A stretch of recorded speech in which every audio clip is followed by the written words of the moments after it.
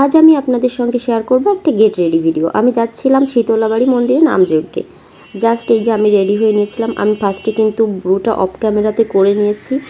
দেন হচ্ছে আমি একটু কনসিলার দিয়ে নিয়েছিলাম। এরপর আমি হালকা করে একটু ময়শ্চারাইজার দিচ্ছিলাম। আমি কিন্তু খুব বেশি মেকআপ করি না, হালকা পাতলা মেকআপ করি।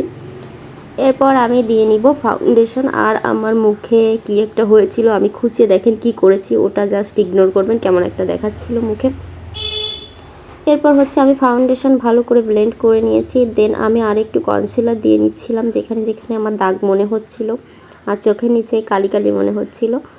এরপর আমি ফেস পাউডারও দিয়ে নিয়েছিলাম। দেন আমি ব্লাশার দিলাম, ব্লাশারটা আমার খুব ভালো লাগে। এরপর হাইলাইটার, আর আমার হাইলাইটারটা অনেক দিন কেনা, নতুন আরেকটা নিতে হবে। এরপর আমি লিপস্টিক আর আইলাইনারও অফ ক্যামেরাতে দিয়ে নিলাম।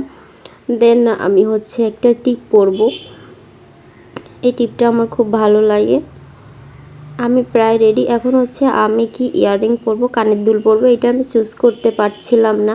আর আমার সব থেকে একটা ফেভারিট কানের দুল আছে, যেটা আমি আপনাদেরকে দেখাবো। অলরেডি আমার কানে পরা আছে। আমি এটা এত বেশি পছন্দ করি, সেটা শাড়ির সঙ্গে হোক আর হচ্ছে ড্রেসের সঙ্গে, আমার এত বেশি ভালো লাগে, কিছু বলার নেই। আমার যতগুলো দুল আছে আমার সব থেকে ফেভারিট এটা।